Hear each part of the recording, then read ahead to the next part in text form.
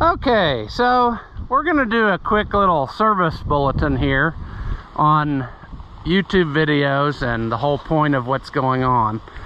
I had a video that I put out about the tractor drive, and some people did not like it, and it wasn't necessarily people on YouTube, it was people that know me in person.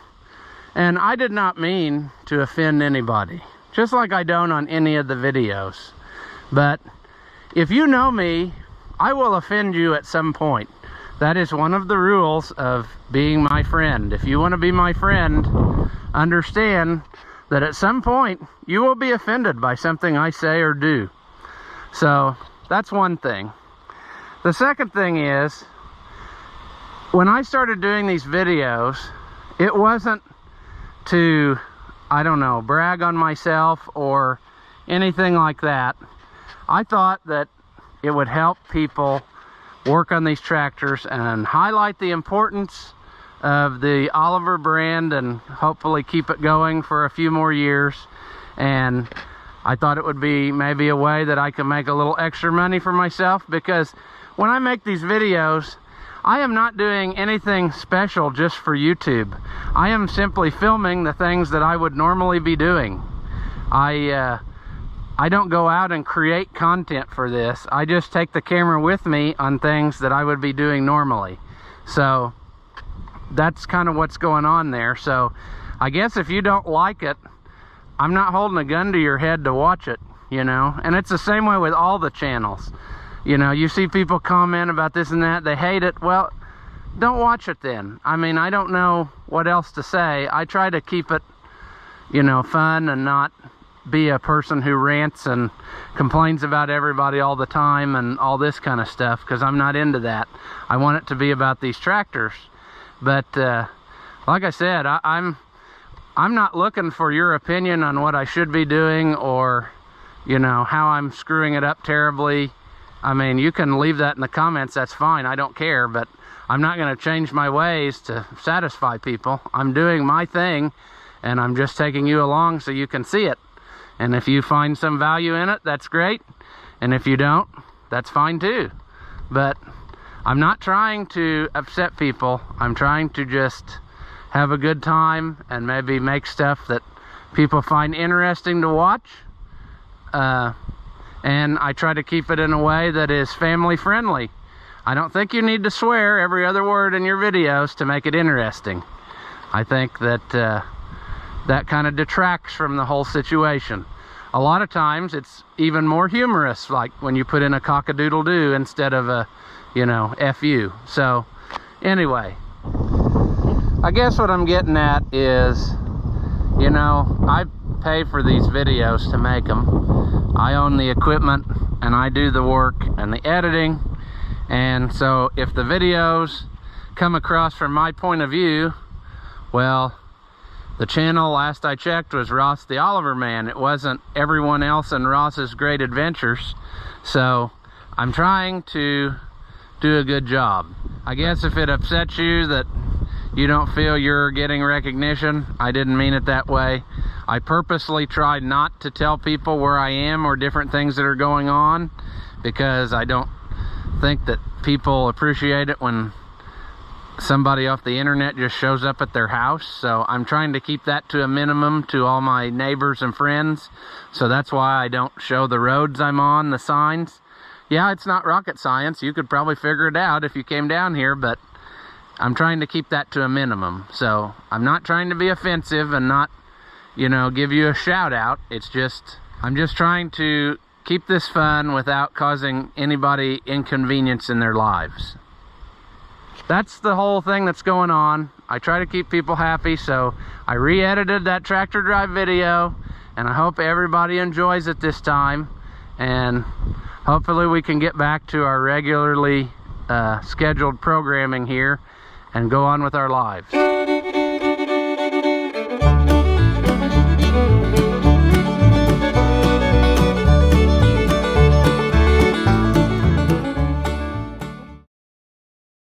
Welcome back. If you haven't seen my videos before, I'm Ross the Oliver Man, And I'm hoping that today is finally the day that this 1755 is done. I have got everything, I think, put back together. I've got all the lights working. I need to double check under the dash. These front headlights are not wanting to come on every time at the switch, so there must be a connection that's slightly loose, because if I stick my hand up there, I can just bump some stuff and they come right on. So I got to figure that out again. I've had the dash apart about 14 times, but we can handle it.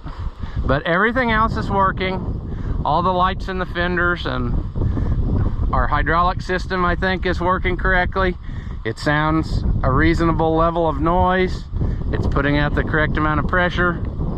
The only thing I think I'm going to take a look at before I say that it's done and send it back to him is, if you recall, this PTO takes a long time to turn on. When you hold it, you got to hold the lever way, you know, there's just a certain spot, and you got to hold it forever, and then finally it'll kick on and stay, and then it's fine. And I noticed that there's an awfully lot of slop in this linkage, so I want to look at that little cast arm and see if the pin is about sheared, or if that arm is just totally wore out and there's nothing I can really do. So that'll be the last thing I do to this, I think, before they get it back. So until then, you can look at some of the previous footage that I shot, and then we'll come back to this. Okay, so I hope that this is going to be our last installment on this, and then I can send it back home and collect my fee, because I have quite a bit invested in it right now. But we're down to where we are going to check the pressures, and I got my gauge plumbed in. If you don't know how to do that, there is a hex-headed pipe plug up under there. It's 1/8" pipe thread. You want a gauge that goes at least to 3,000. This one's a 4,000 pound gauge. And so basically what I've done is I've backed off the compensator to where it's around 1,600 pounds of pressure or so, 1,800 pounds. And we are going to incrementally screw it in until we hear it blow the relief valve. And then we are going to have to add shims behind that relief valve so that it blows at about 2,500. And then we'll back it back down to where the normal running pressure is around 2,200 or so, let's say. So I've already had it running. You want to do that to make sure the oil's warm. And like I said, I already know it's running about 1,600 to 1,800 PSI where it's sitting. But I'll go ahead and show you where it's blowing the relief valve, and it's way too low. So I know we're going to have to add shims. But we may end up adding more than that one that was broke. So let's start it up and I'll show you.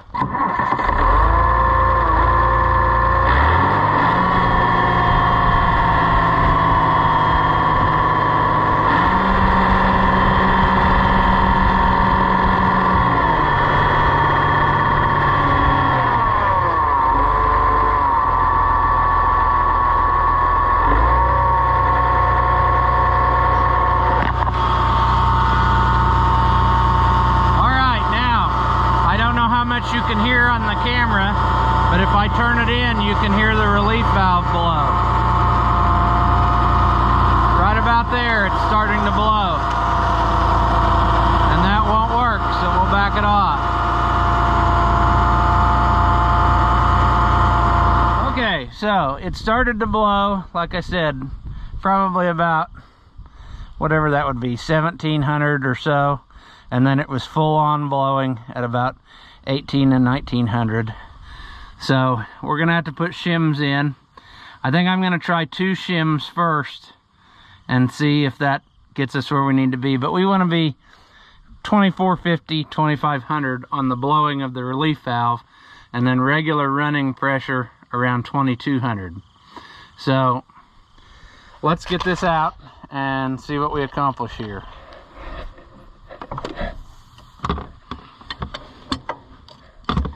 Okay, how much of a mess will we make? I'm predicting a lot. I don't know if I can hold back all of this or not.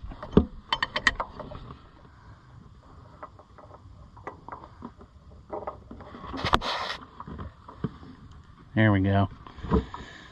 Not a large volume of oil. Alright. Let's put our 2 springs. Shoot, I dropped the ball. Literally, I dropped the ball that was in there. Now, can I get this in there in such a way where everything is going to be happy?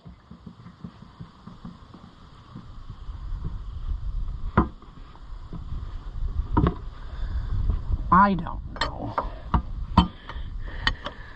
Kind of makes me wonder if I should have added 3, but we'll see.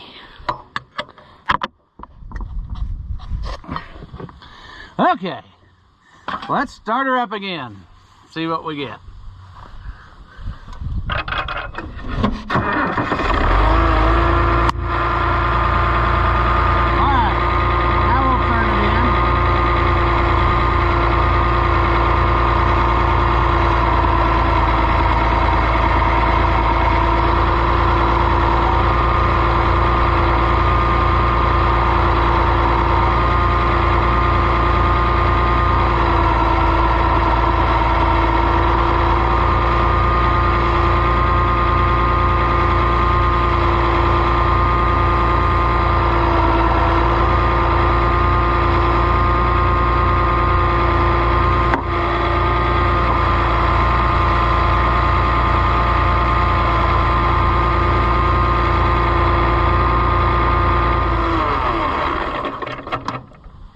Well, that only took us up to about the point that it was blowing it before. So we're gonna need a few more, I think, to get us there. Maybe, like I said, I really should have calculated what these were worth, but I did not do that. So we're just gonna take a pile of them, see what we get.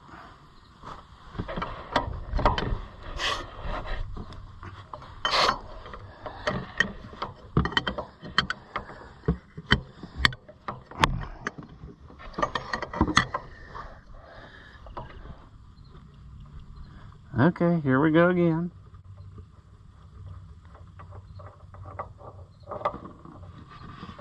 Come on.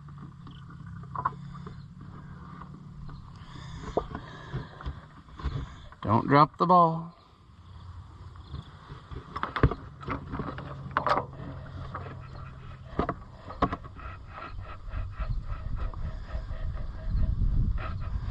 All right.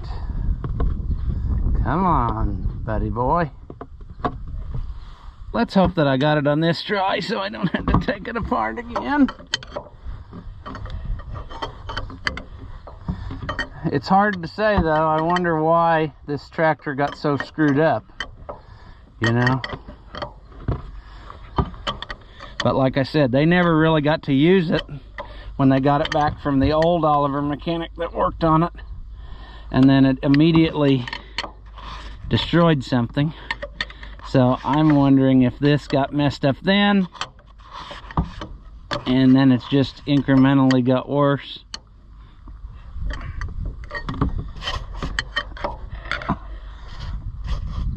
Okay, let's try it now.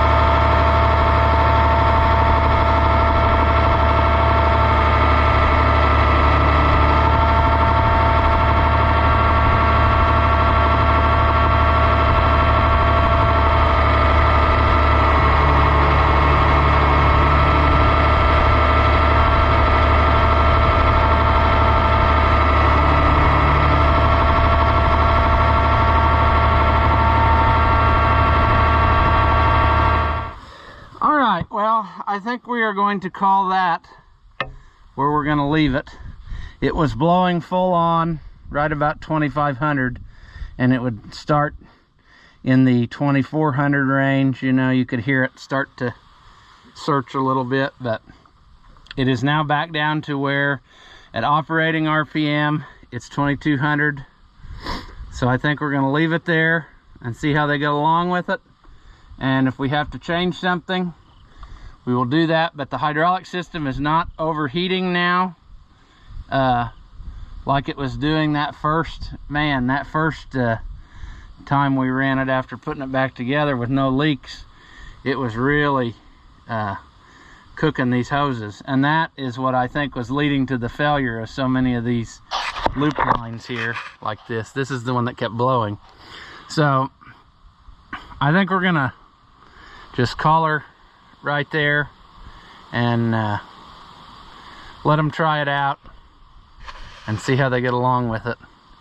I can try it out too, I guess, but anyway, I'm fairly confident that we did it a lot of good here, because we found that it was way out of whack and we got it closer to where it should be. If we have to do something later on, we know where we started from, and we'll go from there. But I'm happy with, I think, where we have come since we definitely found things that were not right. So there's a good chance that it's in the successful arena now. We're going to take a side field trip here, because while we were doing that, I noticed that the throttle would not stay. And people always ask about what you can do on these to tighten up the throttle, and your answer is right here. Well, you can't really see that because of the rods, but there you go. There is a screw that you can turn in, and it will increase the resistance on this lever, and then it will make it stay when you pull it on the dash. So that's what we'll do here. So this is very hard to do with the camera also, but we're going to loosen this lock nut, jam nut, I guess you would call it, and then try to get our very fat hand and screwdriver in here and give this a couple turns, a little bit. Let's see what that did for it.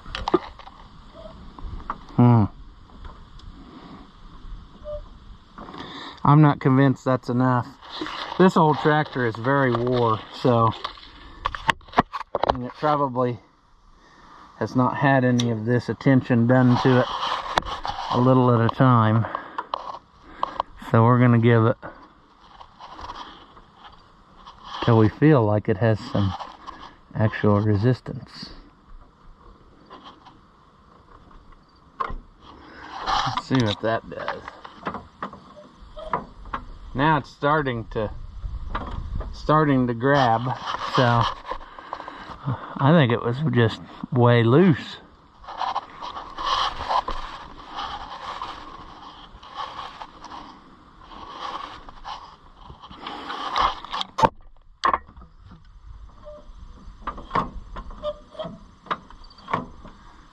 I tell you, I don't think I have ever adjusted one that much, and it's still not enough.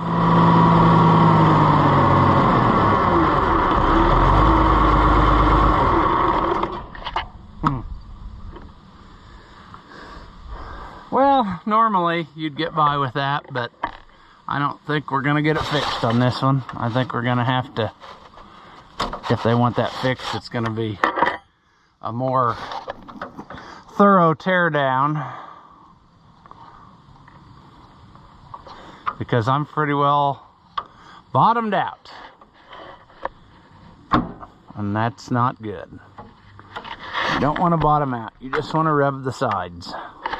Well, the throttle repair on this was a fail, but we made it a little bit better, but it needs some more serious attention because of the amount of wear on it. But normally that would be how you'd fix it. If yours was drifting down, just turn it in a little bit and you're good to go. So we'll put the sheet metal back on, and then we need to finish up our wiring to our headlights, and then I think this thing is ready for some hot laps and testing. Okay, people always wonder what is supposed to cover this hole, and originally it was a plasticky cap. This is not a bad idea, really. A freeze plug on a piece of hose. Ooh, I see they got a chunk out of it, so that actually is probably the only way to go. I don't think my little rubber push-on cap would hold up as good on there. And this is full of grease, which fine, but this part here is not what we're after. We won't want, see, there is quite a bit of play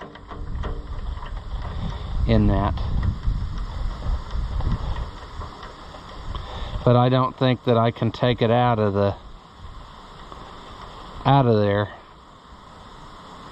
Looks to me like there's a lot of slop in the housing. There is a little slop in the pin.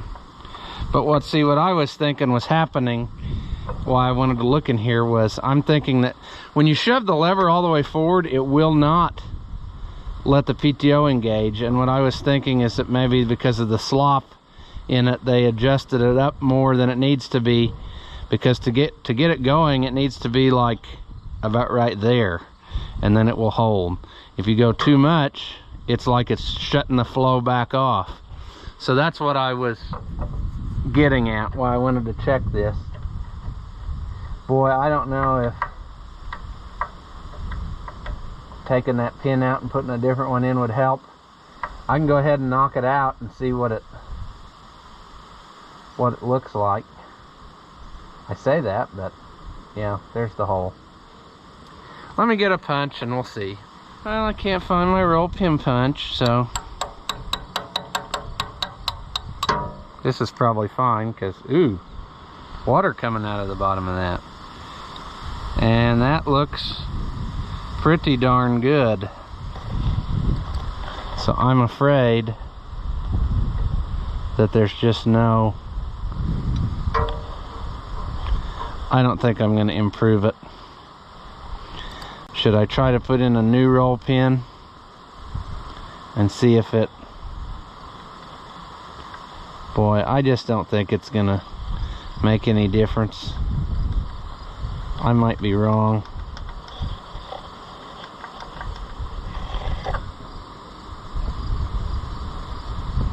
I just don't think it is.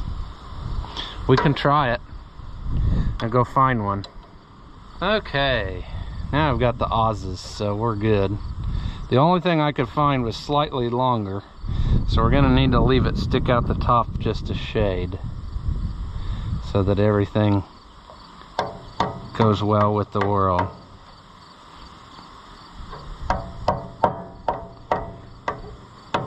Now I got it all jacked up. There. Oh, that did actually make it better. There's off, there's run. I think that actually did a good job. We're gonna start it up again and try. I can feel the brake position now, and that's on.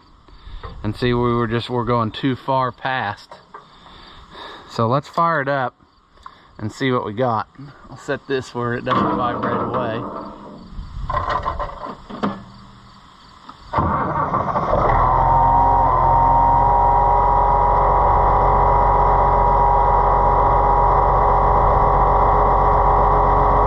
Okay, let's try it now. So that's brake.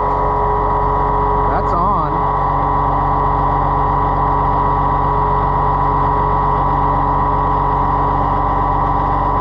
What's going on? There's brake.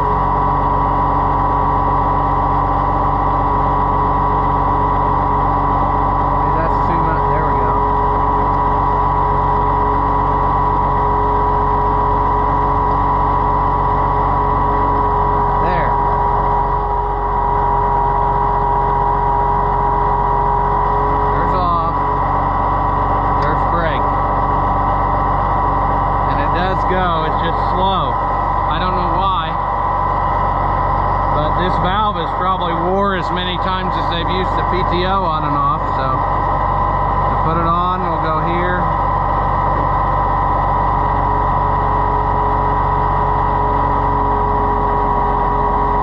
See, it goes just a little too much past on. But I'm afraid that if you adjust the rod tighter, you're not going to be able to pull it up to on and have it hold. See, it takes a good second for it to stay.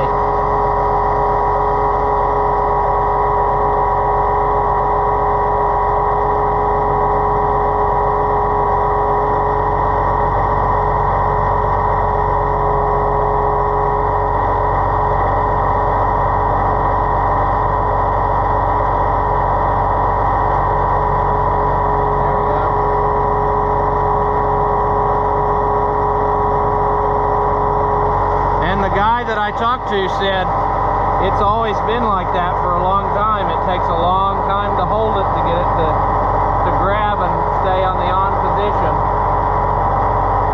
So see, there it is. You can hear the hydraulics kick in and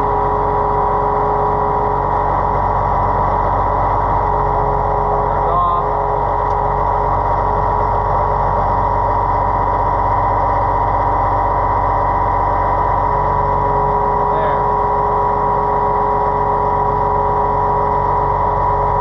Just got so much slop everywhere that you're not really going to get much better than that unless you do some serious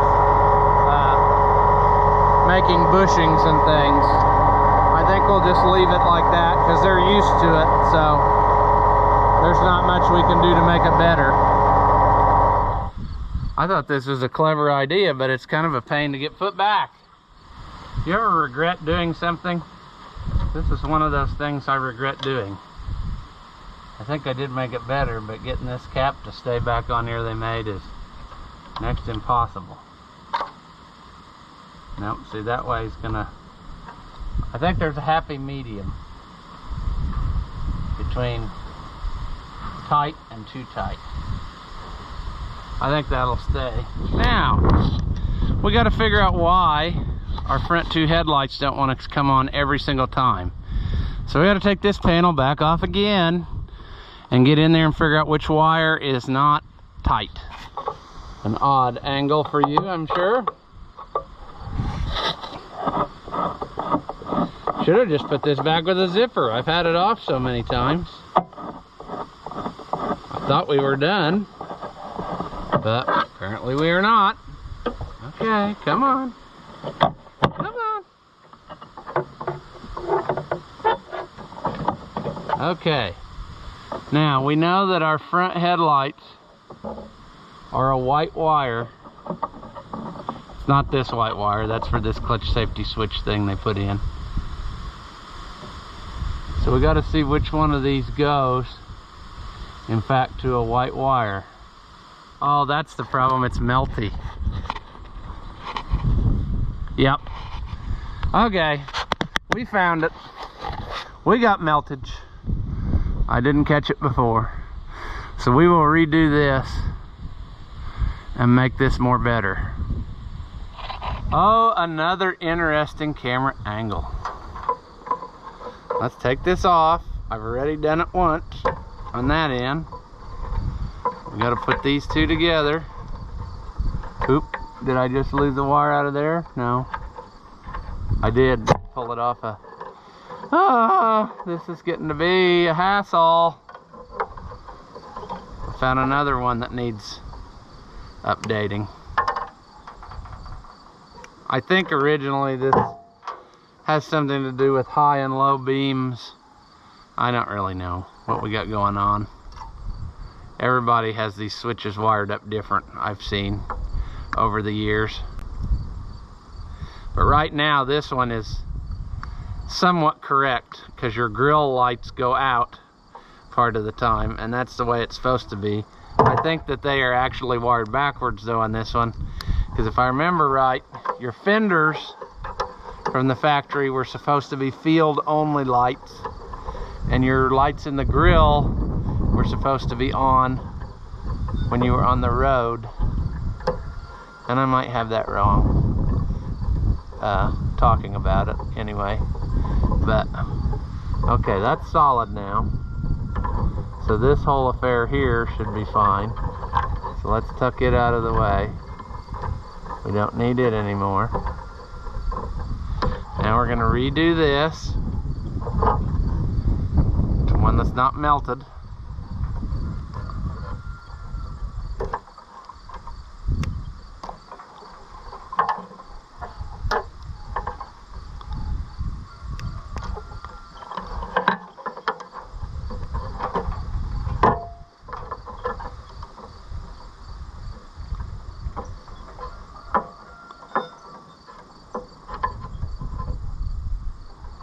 There.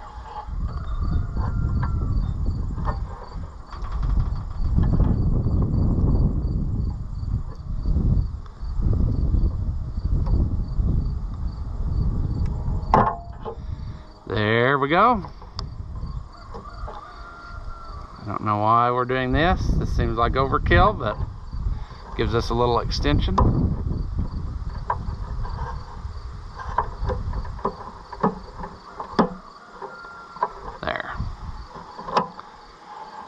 Now, okay, that fixed it.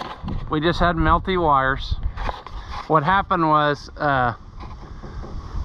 the inside of here, the clips didn't have plastic on them, and they at some point were grounding against the grill. I found that out when I tried to hook them up manually to see if they'd come on. So it was sparking. So I got that fixed, and now we should have something, because if we can go back and forth.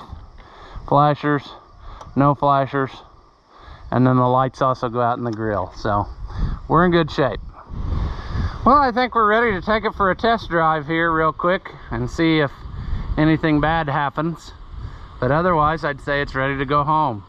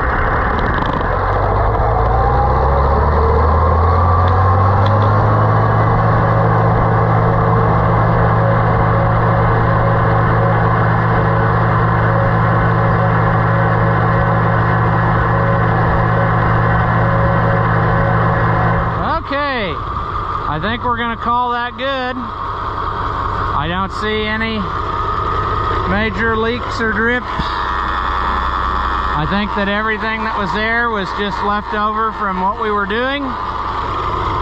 So I think we're in good shape. Still got lights flashing. Let's check our PTO one more time. Slow to get going, but it is on. It's holding. There we go. Brake. There we go. So I think we got it. So I'll give them a call, and hopefully they will have much success with this. Yeah, I could keep going forever and ever. There's always stuff that they need. I mean, I can see other things that I would like to address, but they use this for the auger and they need it. So it's time to go back and they can test out the whole hydraulic thing we did, and I'm pretty sure that was the issue, because it was blowing the relief valve almost all the time, which was causing the hose to fail. So we can wrap this up, and then we can get on to some of these other projects that have been piling up, including this, which I know everybody has seen in the background and asked me about, and I will do a video on it. This is something that a customer dropped off, and so we will get to it One of these days, I will show you a video on that. As always, thank you for watching, and I'll see you in the next one.